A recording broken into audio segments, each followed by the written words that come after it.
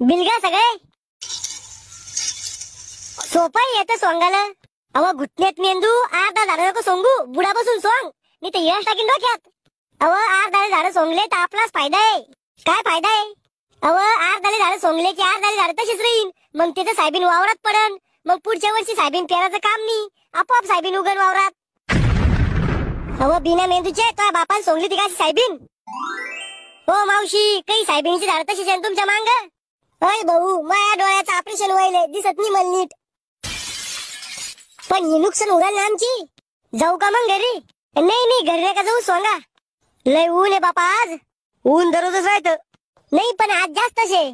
जास्त म्हणजे डोक्यावरचे केस जळाले तुमचे. अरे खेकड्या, गळ्यातला घाम नळ्यात गेला इथं. कामाचे पैसे कधी भेटणार आहे? आजच संध्याकाळी.